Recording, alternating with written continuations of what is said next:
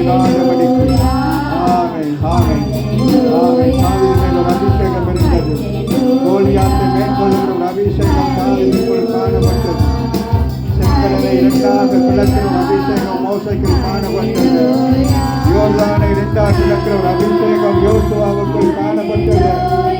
உனக்குள்ளே இருக்கிற அபிஷேகம் முதற்கரை ஒலிக்கிற அபிஷேகம் உனக்கு முன்பதாக உருவாக்கப்படுகிற எந்த ஒரு ஆயுதமும் வாய்க்காதை போகும் என்று கற்றுக் கொண்டிருக்கிறார். இந்த காலங்களில் எல்லா வாய்களை திறந்து கட்டுகள் எல்லாம் அறுப்பான், வியாதிகளை மாற்றுவான். உனக்கு விரோதமாக சுட்டுக் கொண்டு சுழந்து கொண்டிருக்கிறான். ஆமென். காற்றை போல சுழந்து கொண்டிருக்கிறார், புயலை போல சுழந்து கொண்டிருக்கிறார். ஆமென். எல்லா பிரச்சனைகளுக்கு முடிவு ஒன்றே. அதிசயம் நடந்தது.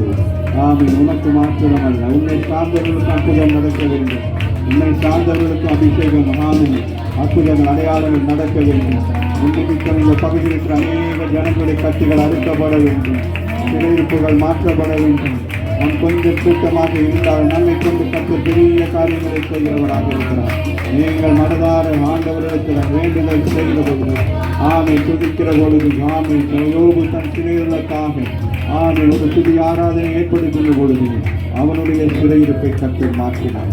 இந்த கால வேளையில் உங்களுடைய சிறையிருப்பை கற்று மாற்றுகிறவராக இருக்கிறார். உங்கள் குடும்ப சிறையிருப்பை கற்று மாற்றுகிறவராக இருக்கிறார். உங்கள் விசுவாசிங்க கற்ற பெரிய காரியங்களை செய்கிறவராக இருக்கிறார். இந்த புதிய மாதத்திலே கற்றனோடு கூட இருந்து நம்மை நடத்தும்படியாக நம்முடைய ஆவியாசிவாக அறிவித்த உறவு செய்வதற்கு ஒப்புக் கொடுப்போம். கற்று ராமை மிகுதி வேலை எல்லாவற்றையும் கற்றுக் கொடுப்பாராக. நான் கேட்போம். கற்று நமக்கு இந்த மாதம் வாக்குத்தத்தம் பண்ணியிருக்கிறார். அதுக்கு ஒப்பனையான சில சம்பவங்களை இந்த நாளில் நாங்கள் பார்க்கலாம். சரியா? வாசிக்கலாமே. இறைமையா 23, 22 வாசித்து அதுக்கு ஒப்பனையான சில காரியங்களை நாங்கள் பார்க்கலாம்.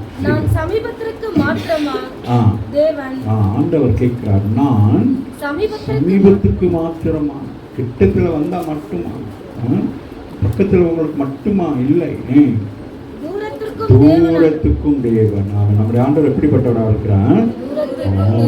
இங்கிருந்து நீங்க ஜெபம் பண்ணீங்கன்னா எங்கேயோ ஒரு இடத்துல அற்புதம் நடக்கும். ஆமாம் இல்லையா? அதுதான் மிக அதுதான் அந்த ஆண்டவர் சொல்கிறார், நான் என்னது, நான் சர்வ வியாபி. அவர் எல்லா இடங்களிலும் அவர் என்ன செய்கிறார்? வியாபித்து கொண்டிருக்கிறார். ஆகவே அவர் நம்ம நினைக்கக்கூடாது. இஸ்ரவேல் ஜனங்களுக்கு சொல்லுகிறார், நீங்கள் உங்கள் நீங்கள் இங்கே இருக்கிறீங்க இஸ்ரவேலில், ஆனால் நீங்கள் போக போகிற இடம் என்னது? பாபிலோன். ஆனால் அங்கேயும் நான் என்ன செய்வேன்? நான் அங்கேயும் இருப்பேன். நீங்கள் எங்கெங்கெல்லாம் போகிறீங்களோ அங்கே நான் இருப்பேன். அவன் சங்கீதக்காரன் சொல்லுகிற போல நீங்கள் எங்கள் பாதாளத்தில் நீங்கள் படுக்க போட்டு தூங்கினா கூட என்னது? அங்கேயும் நான் இருப்பேன். நம்ம ஆண்டவர் இவ்வளோ நல்ல ஆண்டவராக இருக்கிறார். நம்ம வீட்டில் நம்ம எங்கே போய் நின்னாலும் என்னது அந்த அனுபவங்கள் இருக்கா? ஆமாம். சில நேரங்களில் பஸ்கள்லாம் போகிற நேரம் நம்மளை தெரியாமல் சில பேர் பார்ப்பாங்க. சில பேர் அப்படி பார்க்கணும். நான் யோசிப்பேன், ஆண்டவர் எல்லா இடங்களிலும் இருக்கிறார் அப்படின்னு சொல்லி சில காரியங்கள் இருக்கிறேன் சுட்டி காட்டுவார், சில காரியங்கள் நமக்கு காட்டுவார் அப்படின்னு பார்க்குற நேரம் நமக்கு ஆச்சரியமாக இருக்கும். ஆண்டவர் நம்மளோட எல்லா இடங்களும் இருக்கிறார் அப்படின்னு சொல்லிட்டு ஆகவே ஆண்டவர் சொல்லுகிறார், நான் சமீபத்துக்கு மாத்திரமல்ல, தூரத்துக்குமான. எவ்வளவு தூரமாக இருந்தாலும் சரிங்க. உங்களுடைய பிரச்சனை தீர்வு காண தூரத்திலிருந்து ஒரு நல்ல செய்தி வர வேண்டுமானால் அது வரும். இல்லையா? நீங்கள் இங்கே ஜெபிக்கிருப்பீங்க, அங்கே ஒருத்தருக்கு ஆண்டவர் சொல்லுவார். இல்லையா? அங்கே போங்க அப்படின்னு சொல்லிட்டு அவங்களுக்கு இந்த காரியத்தை செஞ்சு கொடுங்க அப்படின்னு சொல்லி நம்முடைய விசுவாசம் அப்படி இருக்க வேண்டும். ஆகவே சில ஜனங்களை ஆண்டவர் பலப்படுத்துகிறார். நீங்கள் செய்த சில காரியத்தினால நீங்கள் பாபிலோன் தேசத்துக்கு போக வேண்டியதாக இருக்கிறது. நமக்கு அந்த நாட்கள் தியானித்தது போல நீங்கள் அங்கே போயிட்டு நல்லா சந்தோஷமாய் குடும்பங்கள் நடத்துங்கள். குறிப்பிட்ட காலத்தில் நான் என்ன செய்வேன்? உங்களை என்ன செய்வேன்? அழைத்து கொண்டு போவேன் என்று சொன்னார். 70 வருஷம் முடிவிலே அவர்கள் என்ன செய்தார்? மீண்டும் அழைத்து கொண்டு வந்து மீண்டுமாக என்ன செய்தார்? இஸ்ரவேல் தேசத்தை மீண்டும் உருவாக்கி இன்றைய வரைக்கும் இஸ்ரவேல் தேசம் உலக நாடுகளிலே மிகவும் பிரசித்தி பெற்ற ஒரு ஆசீர்வதிக்கப்பட்ட தேசமும். அது மாத்திரமல்ல, தேவனுடைய கண்கள் என்ன செய்தான்? அந்த தேசத்தின் மேல் எப்பொழுதும் நோக்கமாக இருக்கிறது. அதனால நம்ம எங்கே தான் சுற்றி தெரிஞ்சாலும் ஆண்டவருடைய கண்கள் நம்ம மேலே நோக்கமாகவே இருக்கிறது. நம்ம வேண்டிய அது குறித்து சில காரியங்களை நாங்கள் பார்க்கலாம். ஆதியாகமம் 21ஆம் அதிகாரம் 19 வருஷம். தேவன் அவளுடைய கண்களை திறந்தார். அப்பொழுது அவள் ஒரு தண்ணீர் துறவை கண்டு போய் துரத்தியிலே தண்ணீர் நிரப்பி பிள்ளைக்கு கொடுத்தாள். ஆமென். சம்பவம் எல்லாருக்குமே தெரியும். சரியா? அப்ப என்ன செய்வார்? ஆகார் என்ன செய்யப்படுகிறான்? வீட்டிலிருந்து என்ன செய்யப்படுகிறான்? அவள் துரத்தப்படுகிறான். அவள் துரத்தப்பட்டு அவள் என்ன செய்கிறான்? அங்கிருந்து புறப்பட்டு போறான். சரியா? அப்படி போய் கொண்டிருக்கிற நேரம் நடக்கிற சம்பவம் தான். வாசி மகள், தேவன் கண்களை திறந்தாள். அவளோ தூரத்துக்கு போறா. அவள் என்ன செய்யறா? தன் குடும்பத்திலிருந்து பிரிக்கப்பட்டு அவள் அப்படியே போய் கொண்டிருக்கா. 17வது வசனம் சொல்லுது, தேவன் பிள்ளையின் சத்தத்தை கேட்கிறார். ஆமென். தேவன் என்ன செய்கிறான்? ஆமாம், உங்களுடைய சத்தத்தை கேட்கிறார். உங்களுடைய துயரத்தின் சத்தத்தை கேட்கிறார். உங்களுடைய வேதனையின் சத்தத்தை கேட்கிறார். தன்னை வருஷங்கள் அந்த வீட்டிலே இருந்து, வீட்டிலே அடிமையாக இருந்து, அதுக்கு பிறகு அந்த வீட்டிலே சில சம்பவங்கள் நடந்தது. அந்த சம்பவத்துக்கு பிறகு அங்கே ஒரு மனஸ்தாபம் ஏற்பட்டு, அந்த மனஸ்தாபத்துக்கு பிறகு அங்கே அவள் என்ன செய்யப்படுகிறாள்? புறக்கணிக்கப்பட்டு, அவள் தள்ளப்பட்டு அவள் போகிறாள். இனி எனக்கு ஒருவருமே உதவி செய்ய ஒருவருமே இல்லை என்று சொல்லி அவள் என்ன செய்கிறாள்?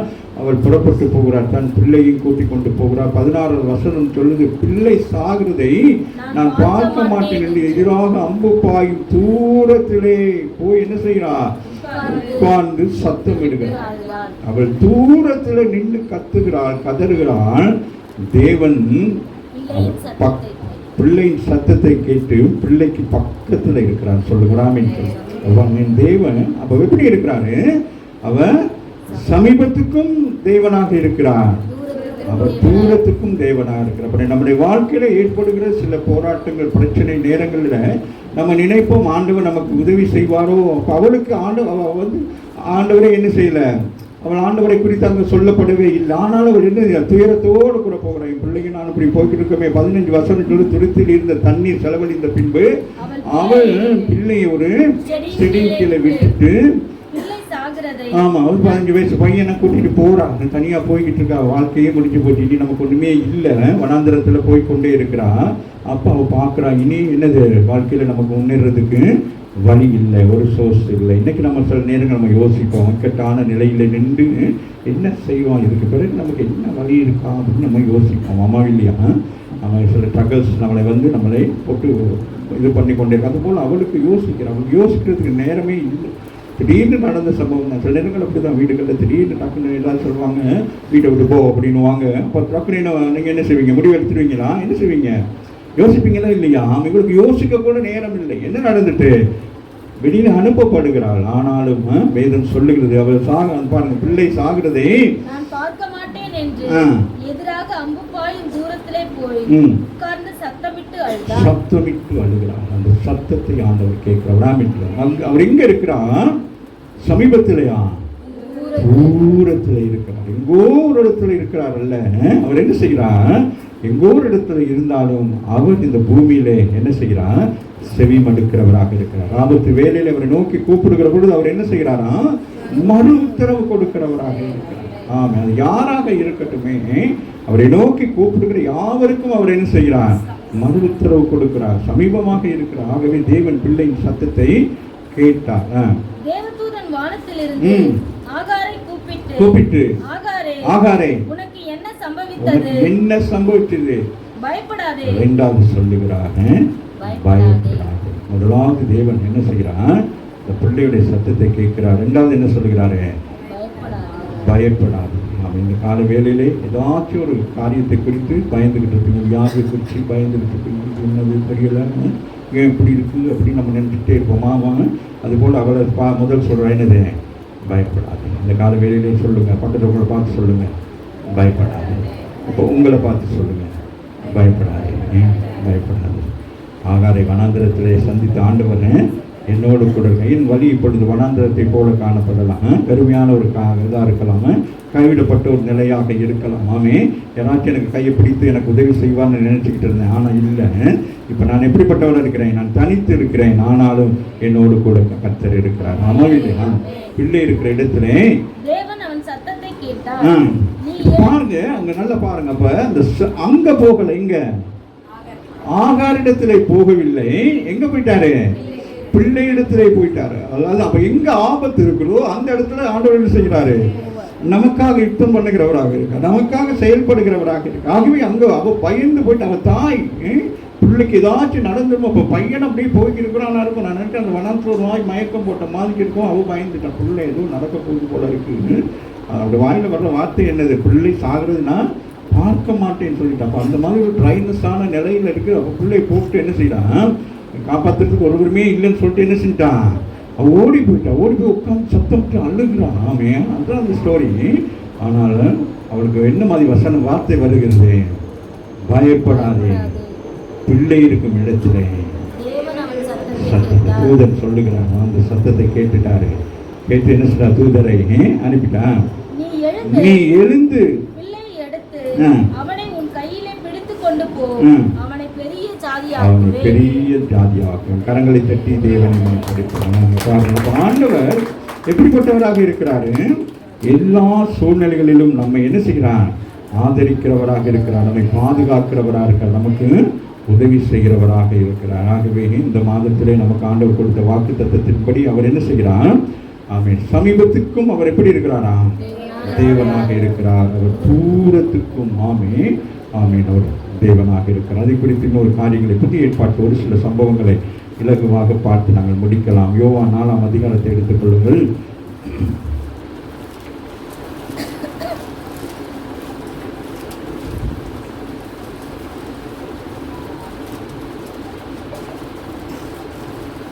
அதிகாரத்தில் 50 வருஷமாக பார்ப்போம்.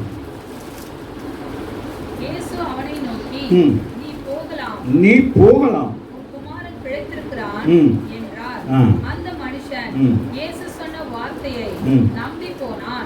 பாருங்க என்ன சொல்லப்பட்டிருக்கு, இயேசு அவனை நோக்கி நீ போகலாம், குமாரன் பிழைத்திருக்கிறான் என்றார். அந்த மனுஷன் இயேசு சொன்ன வார்த்தையை நம்பி போறான். பிள்ளையுமே வியாதிப்பட்டு கிடக்கிறான். 46வது வசனம் சொல்லுது, இயேசு தாம் தண்ணீரை திராட்சரசமாக்கினார். அவருக்கு மறுபடியும் வந்தார். அப்பொழுது கப்பர்நகூமிலே ராஜாவின் மனுஷரில் ஒருவருடைய குமாரன் வியாதியாக இருக்கிறான். ஆண்டவர் அவனை பார்க்கணும். அவன் எங்க இருக்கிறான், அவன் வீட்டில் இருக்கிறான். ஆனால் அவருடைய தகப்பனார் என்ன செஞ்சாரு, இயேசு இடத்துல வந்து சொல்றார். 17 சொல்லுது, வந்து 47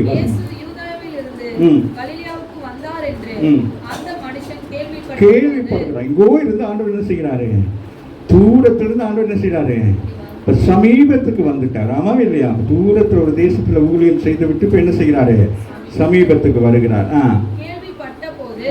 அவரிடத்துக்கு போய் தன் மகன் மரண அவஸ்தையா இருந்தபடினாலே அவனை குணமாக்கும்படிக்கு வர வேண்டும் என்று அவரை வேண்டிக் கொள்ளுங்கள். என்ன செய்ய, மகன் வியாதியா கிடக்கிறான், அதனால நீங்க என்ன செய்யணும், நீங்க வரணும் அப்படின்னு சொல்லிட்டு. அது அவனுடைய முதலாவது விசுவாசம். என்ன விசுவாசம், என் ஆண்டவரை நான் என்ன செய்ய வேண்டும், முதலாவது நான் என்ன செய்ய வேண்டும், சந்திக்க வேண்டும். 2வது என்ன செய்ய வேண்டும், விஷயத்தை சொல்ல வேண்டும். 3வது என்ன செய்ய வேண்டும், அவரை எப்படியாவது என்ன செய்ய வேண்டும், நான் அழைத்து கொண்டு போக வேண்டும். இதுதான் மனுஷனுடைய சுபாவம். சரியா? அப்பொழுது இயேசு அவரை நோக்கி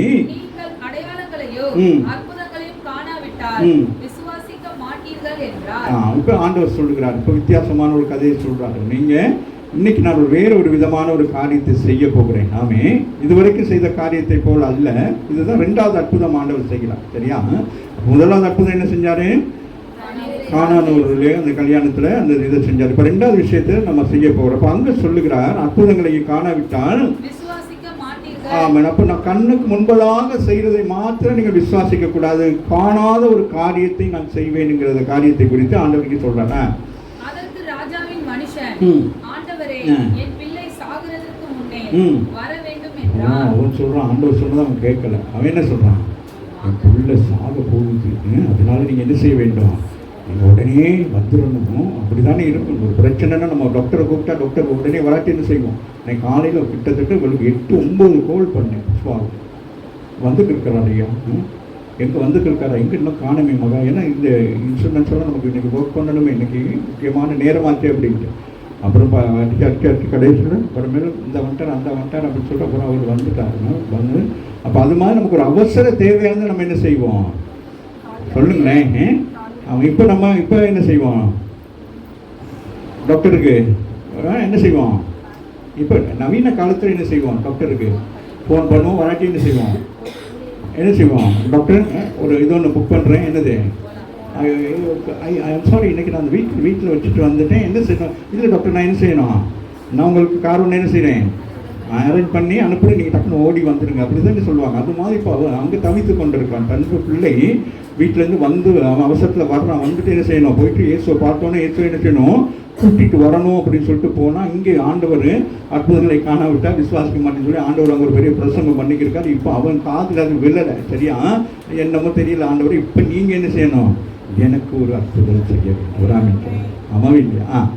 என் பிள்ளை சாகிறதற்கு முன்னே ஆ. வர வேண்டும் என்றான். ஆ. இயேசு அவனை நோக்கி, நீ போகலாம், ஆ. உன் குமாரன் பிழைத்திருக்கிறான். பாருங்க, விசுவாசம் என்ன செய்யுது? அதுதான் நான் சொல்றேன். அவர் சமீபத்துக்கும் அவர் என்னவா இருக்கிறான்? இவன் பக்கத்துல வந்து தன்னுடைய பிரச்சனையை ஆண்டவரோடு பேசிக்கொண்டு இருக்கிற பொழுது இயேசு அங்கு நிற்கிறார். ஆனால் அவர் என்ன செய்கிறார்? தன் வசனத்தை என்ன செய்கிறார்?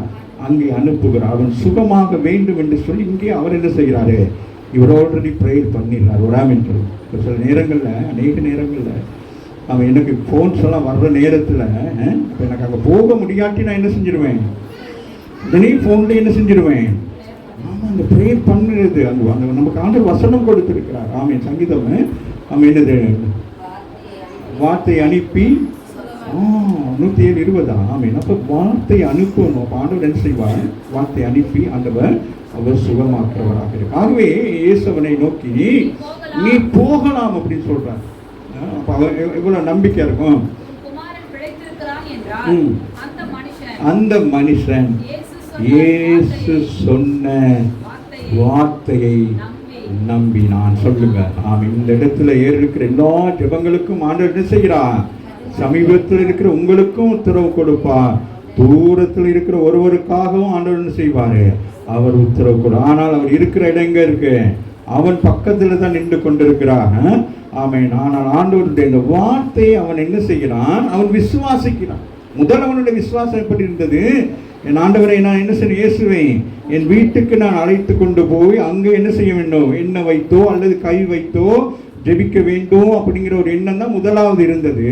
ஆனால் ரெண்டாவது அவன் எண்ணங்கள் என்ன ஆயிட்டு? இயேசுவை கண்டு இயேசு பேச தொடங்கணும்னு அவனுக்கு ஒரு பெரிய ஒரு நம்பிக்கை வந்துருச்சு. ஆமாம் இல்லை? ஆமாம். அப்படி நமக்கு என்ன இருக்கணும்?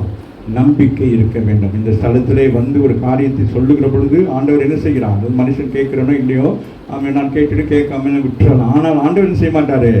அவர் கேட்டு பதில் கொடுக்கிறவராக இருக்கிறார். ஆமே. அதுதான் சங்கீதக்காரன் சொல்லுகிற, அவர் ஜெபத்தை கேட்கிறவராக இருக்கிறார், சாட்சிகளை கேட்கிறவராக இருக்க. நாம் இந்த இடத்துல செய்கிற எல்லாவற்றையும் ஆராதனையை பார்க்கிறவரும் கேட்கிறவருமாக இருக்கிறார். அதான் இந்த இடத்தை நான் சொல்லுவேன், எல்லா விஷயங்களும் ரொம்ப கவனம் அவருக்காக ஒவ்வொரு காரியத்தையும் செய்ய வேண்டும் சொல்லி நம்மை பிரயாசப்பட்டு நமக்கு மேன்மை வரணும் என்பதுக்காக இல்லை, அவருக்கு என்னென்ன பிடிக்கும், எதை எப்படி செய்யணும். ஒரு பாட்டு கூட நான் இது வரைக்கும் மெர்லினுக்கு நான் சொல்ல மாட்டேன், இந்த பாட்டை பாடு அப்படின்னு சொல்லிட்டு. ஏன்னா அவள் பாடுறதுக்குன்னு பிரயாசப்பட்டு வர்றா. அவன் மூலம் ஆண்டவர் ஏதோ சொல்லியிருந்தா. ஆமீன். அது நான் வந்து எதுவும் சொல்லிட்டேன்னா அப்போ அவள் எனக்காக பாடுவான். அப்போ பாடுற நேரம் ஆண்டவர் என்ன நினைப்பாரு? நான் உனக்கு வரையிலே என்ன செஞ்சேன், உனக்கு கொடுத்தனா இல்லையா? அப்போ நீ அந்த ஆளுக்கு பாட்டு கேட்குறேன், அப்போ நீ அந்த ஆளோட போய் பாடிட்டு இருக்கல அப்படின்னு விட்டுருவாங்க. ஆமாம் இல்லையா? சின்ன சின்ன விஷயங்கள் தான் ஆவியானவர் நம்மை நடத்துகிறவராக இருக்கு. ஆகவே இயேசு அவனை நோக்கி நீ போகலாம், உன் குமாரன் பிழைத்திருக்கிறான் என்றார். அந்த மனுஷன் இயேசு அப்படியே நம்பிட்டான். சொல்லுங்க, இன்னைக்கு நம்ம என்ன செய்ய வேண்டும்? அப்படியே நம்பணும். இந்த மாதத்துல அவன் போகையில் அவனுடைய ஊழியக்காரர் அவனுக்கு எதிர்கொண்டு வந்து உம்முடைய குமாரன் பிழைத்திருக்கிறான் என்று அறிவித்தார்கள். அப்ப அவங்க வாராங்க. யாரு? வீட்டுல இருந்து வேலைக்காரங்க ஓடி வராங்க. ஓடி வரையில இவனுக்கு மனசுக்குள்ள எப்படி இருந்திருக்கும்? கொஞ்சம் ஒரு பக்கம் என்ன இருக்கு? விசுவாசம் தான். ஆண்டவர் போக சொன்னார், வாராங்களே தெரியலையே அப்படிங்கிற மாதிரி இருக்கும். அவங்க கொஞ்சம் என்னது குட் நியூஸை கொண்டு வராங்க. அம்மா இல்லையா? ஆனாலும் முகத்தை பார்க்குற சில நேரம் சில விஷயங்கள் நம்ம என்ன செய்வோம்? உடனே சொல்ல மாட்டோம். சரி எப்படி சரி வாங்க வீட்டுக்கு போவோம் அப்படி சொல்லுவோம். சில பேர் யாரும் மறுத்து போயிட்டா கூட வாங்க வீட்டுக்கு போவோம், ஹாஸ்பிட்டல் தான் இருக்கிறாரு, சீக்கிரம் தான் வாங்களே அப்படின்னு சொல்லிட்டு கூட்டிகிட்டு போவாங்க. அந்த மாதிரி அப்படின்னு கூட சில நேரம் யோசனை வரும் இல்லையா? அவனுக்கு எதிர்கொண்டு வந்து உம்முடைய குமாரன் பிழைத்திருக்கிறான் என்று அறிவித்தார்கள். அப்பொழுது எந்த மணி நேரம் அவனுக்கு குணமாயிற்று. என்ன விசுவாசம் பாருங்க. இந்த மனுஷனுடைய விசுவாசம் எப்படிப்பட்ட விசுவாசமாக இருக்கிறது. அப்ப டைமிங் ஆண்டவர் இங்க சொல்லுகிறான், 8:35 சொல்லுகிறா. அது 9 மணி அல்ல, அது 10 மணி அல்ல, அது 11 மணி அல்ல, அது மாலை 4 மணி அல்ல. அந்த சொன்ன நேரத்தில் என்ன நடக்கிறது? அப்ப தேவன் எப்படிப்பட்டவராக இருக்கிறாரு? அவர் சமீபத்துக்கும் தூரத்துக்கும் எப்படி இருக்காரு? ஒரேவராக இருக்கு, ஒரே மாதிரி தான் இருக்கிறார். நம்பவே இல்லையா? நீ போனதுக்கு பிறகு 2 நாள் சொல்லி சுகமாகிடும், நீ உன்னுடைய அப்படி அல்ல. இங்கே ஒரு கம்யூனிகேஷன் நடந்து கொண்டிருக்கிற பொழுது அப்ப பாருங்க, அவனுடைய விசுவாசம் பாருங்களேன், எந்த மணி நேரத்தில் அவனுக்கு குணமாயிற்று. நம்பவே இல்லையா? போன நேரத்தில் அல்ல, இயேசுவோடு பேசிக்கொண்டிருக்கிற அந்த நேரத்தில் தான் என்ன நடக்குது? அப்ப அந்த விசுவாசம் தேவன் மேல், ஆண்டவர் மேல் நமக்கு அப்படிப்பட்ட ஒரு விசுவாசம் இருக்க வேண்டும். ஆமென் சொல்லு. ஆமா, நான் போய் பேசி கொண்டிருக்கிற பொழுது இந்த சம்பவம் நடந்தது. ஆரம்ப காலத்தில் நான் இந்தியாவில் ஊழியம் செய்த காலத்தில் நம்ம ஐயாவுடைய ப்ரோக்ராம் டெலிவிஷனில் போகும், விஜய் டிவியில் வியாழக்கிழமை தோறும் போகும். அப்போ வியாழக்கிழமை தோறும் செய்தி ஒரு 15 நிமிஷம் செய்தி போகும்.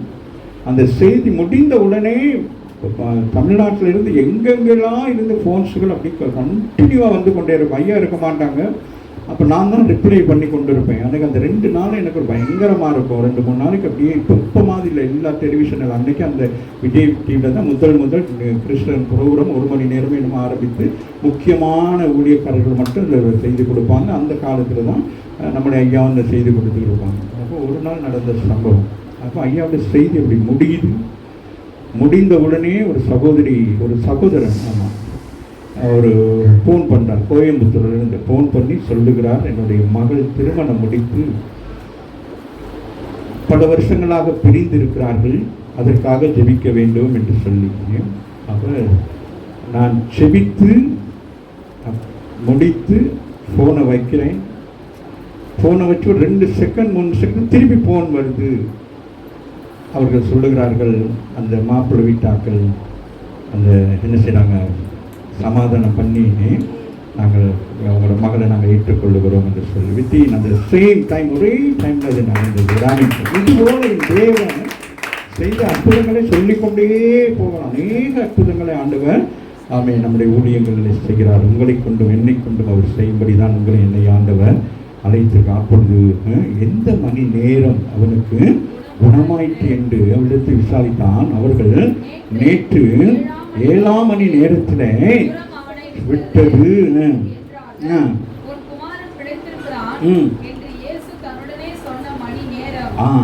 அதுவே சாட்சி, எவ்வளவு பெரிய சாட்சி! எந்த மணி நேரங்கிறான் அது பாருங்க, எப்படி அந்த விடுது. எந்த மணி நேரத்தில் என் பிள்ளை சுகமாகுது. அப்ப நான் நம்பி போனேன், ஆண்டவர் என்னை கைவிட மாட்டார் என்று சொல்கிறான். அவர் என்ன செய்தார்? அவர் அங்கே இருந்து எனக்கு என்ன செய்தாரு? என் பிள்ளைக்கு சுகம் கொடுத்தார். மரணக்கட்டுகள், மரித்து போவான், உயிர்ப்பிக்க வேண்டும், எப்படியாவது உயிர்ப்பிக்க வேண்டும். இயேசு வந்தால் தான் உயிர்ப்பிக்க முடியும். இல்லை, இயேசு வராவிட்டாலும் தன் வார்த்தை அனுப்பி அவர் சுகமாக்குறவராக. ராகவி அங்கே சொல்லுகிறார், குமாரன் பிடித்திருக்கிறான் என்று இயேசு தன்னுடனே சொன்ன மணி நேரம். வார்த்தை பாருங்களேன். அப்போ ஆண்டவர் சொல்றார், உன் மகன் என்னது பிழைத்திருப்பான் என்று சொல்லுகிறான். அப்படின்னு என்னது சொல்லுங்க?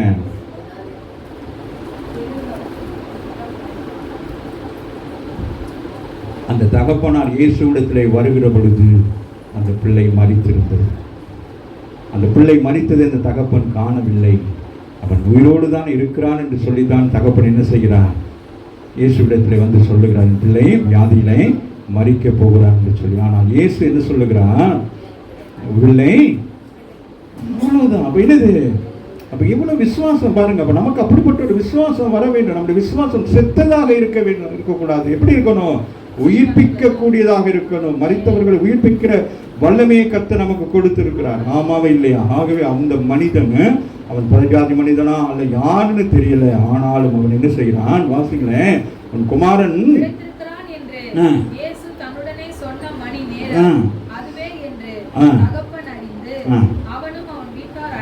அனைவரும் விசுவாசித்தார்கள். பாருங்க அந்த அற்புதம் எப்படி என்னத்தை கொண்டு வருது? எப்படிப்பட்ட விசுவாசத்தை? அவன் மாத்திரமல்ல, அவன் முழு குடும்பங்கள் விசுவாசிக்கும்படிக்கு என்ன செய்கிறான்? இப்போ ஆண்டவர் அந்த பையனை வர சொல்லு, அதெல்லாம் ஒண்ணுமே சொல்ல. ஆண்டவருக்கு தெரியும் இந்த மனுஷன் போயிட்டு அந்த பிள்ளையை என்னது தூக்கி கொண்டுட்டு வந்தா, அழைத்து கொண்டு வந்தா என்ன நடந்திருக்கும்? என்ன நடந்திருக்கும்? என்ன நடந்திருக்கு சொல்லுங்க பாப்போம். அவரெல்லாம் யோசிச்சு இப்போ போறான், அவன் போறான். அப்போ போற நேரத்துக்கு ஆண்டவர் சொல்றா, சரி நான் இங்கே தான் இருப்பேன், நீ போயிட்டு கூட்டிட்டு வா, தூக்கிட்டு வான்னு சொன்னா, இவன் போற நேரம் அங்கே என்ன நடந்திருக்கும்? பிள்ளை செத்துருக்கும். செத்துருந்தா அவன் என்ன நினைச்சிருக்கும்? கூப்பிட்டு வந்திருக்க மாட்டான். ஆமாம். அப்போ ஆண்டவருக்கு தெரியுது கிரிட்டிக்கலான ஒரு பொசிஷன். உங்கள் வாழ்க்கையில் சில நேரம் சில விஷயங்கள் எப்படி இருக்கும்? அப்படி கிரிட்டிக்கலான ஒரு பொசிஷனாக இருக்கும். No time. இந்த நேரத்தில் ஆண்டவர் அற்புதம் செய்யாவிட்டால் அடுத்த நிமிஷம் அது உங்களுடைய வாழ்க்கையில் ஒரு பெரிய ஒரு போராட்டத்தை சந்திக்க போகிறீர்கள். ஆகவே அதை ஆண்டவர் என்ன செய்கிறார்? அதை அவர் அறிந்திருக்கிறார். ஆமீன் சொல்லுங்க. ஆமீன். அப்போ அவருடைய விசுவாசம் பெரிதாக இருந்தபடினாலே ஆமீன் அவனும் அவர் குடும்பத்தாரும் என்ன செஞ்சாங்க? விசுவாசித்தாங்க. இயேசு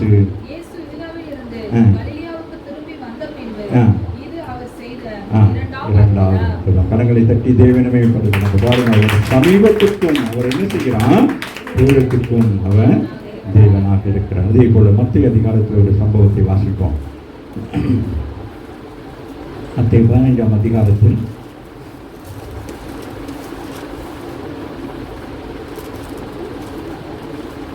21 வருஷம்.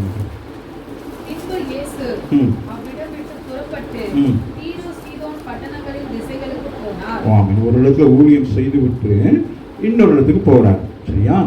அப்பொழுது அந்த திசைகளில் குடியிருக்கிற கானானிய ஸ்திரீ ஒருத்தி அவரிடத்தில் வந்து, ஆண்டவரே, தாவீதின் குமாரனே, எனக்கு இரங்கும், என் மகள் பிசாசினால் கொடிய வேதனைப்படுகிறாள் என்று சொல்லி. பிள்ளைங்க இருக்கு,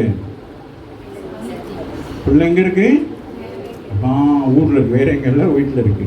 சரியா? இப்ப இயேசு இந்த ஒரே ஒரு ஸ்திரீக்காக வேண்டி அவர் என்ன செய்கிறார்? அந்த பட்டினத்துக்கு போகிறார். ஆமாம். அவர் கலிலியாவிலிருந்து அங்கிருந்து போறாங்க. எவ்வளவு தூரமாக இருக்கும். அங்கே ஒரு அற்புதம் நடக்க வேண்டும். ராமின் அங்கே ஒரு அதிசயம் நடக்க வேண்டும். ஆனால் நடக்கிற சம்பவம் வித்தியாசமாக இருக்கும். அந்த ஸ்திரீயோடு ஆண்டவர் பேசுகிற விஷயத்தை நீங்க பார்த்தீங்கன்னா ஒரு விசுவாச போராட்டமாக இருக்கும். அவர் புறஜாதி ஸ்திரீ. ஆமே. அவள் உடனே என்னது? அவளுக்கு அற்புதம் செய்யவில்லை. அவருடைய விசுவாசத்தை ஆண்டவர் என்ன செய்கிறார்? அவர் பார்க்கிறார் எந்த அளவுக்கு அவளுக்கு விசுவாசம் இருக்குன்னு சொல்லி. அந்த வசனங்கள் அப்படியே வாசிங்களேன்.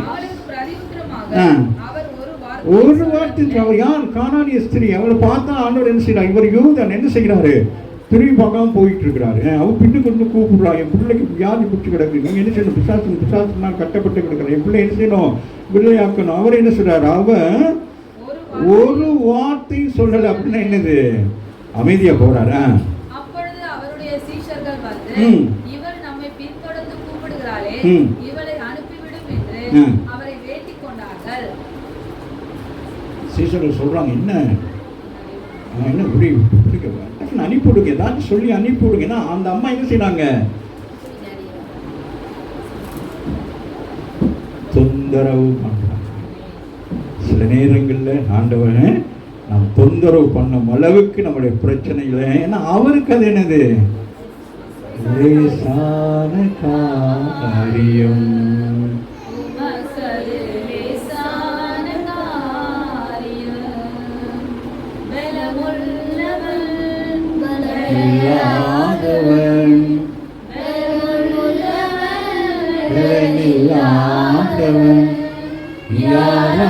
யாராயிருந்தாலும் உதவிகள் செய்வது லேசான காரியம்.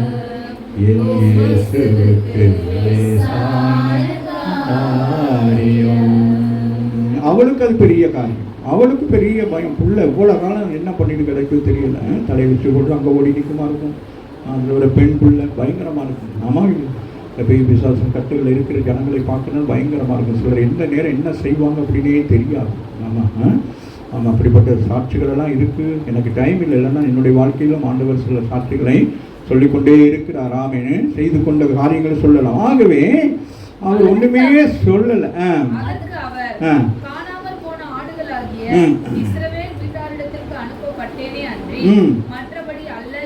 நான் சொல்றேன், நான் வந்தது யாருக்கு? காணாமல் போனவங்களை தேடுறதுக்கு நான் வந்திருக்கிறேன். ஆமாம் இல்லையா? அவங்க என்ன செஞ்சாங்க? ஒழிஞ்சிட்டாங்க. நான் அவங்கள தேடி போயிட்டு என்ன செய்யணும்? சில நேரம் நம்ம அப்படி தான் ஒழிஞ்சு தெரிகிறது. சர்ச்சைக்கு 2 வாரம் வர்றது, ஒரு வாரம் வர்றதில்ல. ஒரு வாரம் நல்லா வந்துட்டு அப்புறம் அடுத்த வாரம் வர்றது வரைக்கும் ஆண்டவர் என்ன செய்கிறாரு? தேடுவார். ஆமாம் இல்லையா? நீங்கள் நினைக்கிறீங்களா ஞாயிற்றுக்கிழமை நீங்களா வாரீங்கன்னு? ஆமாம், ஆண்டவர் தான் வந்து என்ன செய்கிறாரு? வாமா இல்லையா, வா வந்துடு, ஞாயிற்றுக்கிழமை உனக்கு ஆஸ்வாதமானதெல்லாம் வச்சுருக்கிறேன், 2வது ஞாயிற்றுக்கிழமை கேட்கலாம் விட்டுவேன், பிறந்த நாளைக்கு வாங்கடா அப்படின்னு சொல்லிட்டு கூப்பிடா. அப்போ நான் வந்தது உங்களுக்கு இல்லை, யாருக்கு? சொல்லுங்க, நமக்காக ஆண்டவர் வரல. ஒரு ஆமீன் சொல்லுங்க. இந்த கானானிய ஸ்திரீ நிமித்தம் உங்களை என்னை ஆண்டவர் செய்கிறாரு? விசுவாசிக்குவாங்க. என் ஜனங்களை கூட அவங்க என்ன செய்கிறாங்க? ஏன்னா நம்ம பிள்ளைகள் அப்படி தான், வீட்டில் இருக்காதுங்க, பக்கத்தில் இருக்கிற பிள்ளைகள் வந்து நம்ம வீட்டில் சமைச்சு கொடுக்குங்க. ஆண்டி வாங்க ஆண்டி உங்களுக்கு வெங்காயம் வெட்டி கொடுக்குறேன். நம்ம பிள்ளைகள் வந்து ரோட்டில் நின்றுக்கிட்டு இருக்குங்க. ஆமாம் இல்லையா? அது போல தான் சில ஜனங்கள் ரோட்டில் நிற்கிறாங்க. ஆமாம், புறஜாதி ஜனங்கள் ஆண்டவரை தேடுறாங்க. ஆமாம் இல்லையா? அவள் வந்து அந்த அளவுக்கு ஒரு என்னது, ஒரு தாய் என்ன செய்யலாம்? நெருக்கப்பட்டு கொண்டிருக்கிறார். பிள்ளைகள் குழந்தையா இருக்கிற நேரம் அல்ல, பிள்ளைகள் வளர வளர அவங்களுடைய வாழ்க்கையில எவ்வளவு போராட்டம். நல்லா இருக்கிற பிள்ளைகளை வளர்க்குறதே அம்மா அப்பாவுக்கு கஷ்டம். இது என்னது, கொடிய பிசாசுனால என்ன செய்யணும் தெரியாது. பக்குன்னு எடுத்து என்ன செய்யும்? கடவுளெல்லாம் சோறு அள்ளி சாப்பிடும், அப்புறம் தூக்கி வீசும், அப்புறம் அங்கிட்டு வா. ஐயோ ஆமே, உங்களுக்கெல்லாம் அந்த அனுபவங்கள் இருக்கா? நாங்கள் பார்த்துருக்குறோம் அப்படிப்பட்ட அனுபவங்கள் உள்ளவங்களை. ஆமே, சபையில் கொண்டு வந்து போடுவாங்க. ஆமே, நினைச்சு பார்க்க முடியாது. ஒரு இடத்துல அப்படிதான் ஒரு பிள்ளை பயங்கரமாக வேண்டாம் சொல்வாசிங்க நோக்கி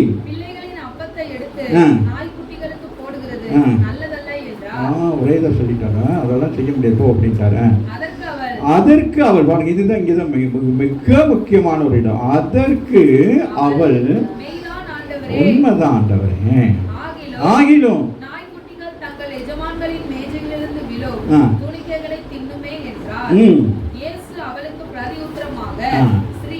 ஸ்திரீயே உன்னுடைய எக்ஸாம்ல நீ பாஸ் ஆயிட்டா.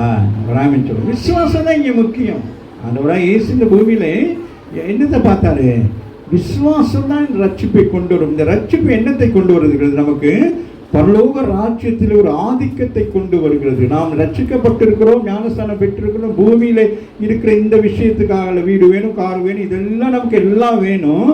ஆனால் நமக்கு முக்கியமானது ஒன்று என்னன்னு கேட்டா, நாம் பரலோக வாசிகளாக இருக்க வேண்டும். ராமன் சொல்லுங்க. ஆகவேதான் ஆண்டவர் சொல்லுகிறார், வாசிலே மகன், உன் விசுவாசம் எப்படிப்பட்டதாக இருக்கு? இந்த காணாம போன இந்த ஜனங்கள் கிட்ட விசுவாசமே இல்லை. ஆனால் இந்த விசுவாசத்தை எங்கே பார்க்கிறேன்? கானானிய ஸ்திரீயாகிய உன்னிடத்திலே நான் இதை பார்க்கிறேன். ஆமாம் இல்லையா? இப்ப நம்முடைய விசுவாசத்தை ஆண்டவர் என்ன செய்கிறாரு? கனப்படுத்துகிறார். சொல்லுங்க, ஆண்டவர் அதுதான் மிக முக்கியமான ஒரு விஷயம். ஆமாம் இல்லையா? அந்த அவருடைய விசுவாசம் எப்படிப்பட்டதாக இருக்கிறது? அவளுக்கு அந்த பிள்ளையை கொண்டு வந்து குணமாக்க வேண்டுங்கிற விசுவாசம் அல்ல. அவருடைய விசுவாசம் என்ன? என் ஆண்டவர் என்ன செய்வார்? இயேசு தன்னுடைய வார்த்தை அனுப்பி என்ன செய்வார்? சுகமாக்குவார். தன் வார்த்தையை அனுப்பி விடுதலை செய்வார். தன் வார்த்தை அனுப்பி நமக்கு என்ன செய்வார்? ஒரு மறு உத்தரவு கொடுப்பார் என்கிற ஒரு நம்பிக்கை அந்த ஸ்திரிக்கு காணப்பட்டது. யாருக்கு? புறஜாதியான அந்த ஸ்திரிக்கு. ராமின் சொல் இஸ்ரவேல் ஜனங்களுக்குள்ள கூட அப்படிப்பட்ட ஒரு விசுவாசம் காணப்படவில்லை. ஆமாவில் அப்ப இயேசு அற்புதங்கள்லாம் செய்யற நேரம் அவங்க கேள்விக்குறி என்ன? சொல்லுங்க பாவோம்.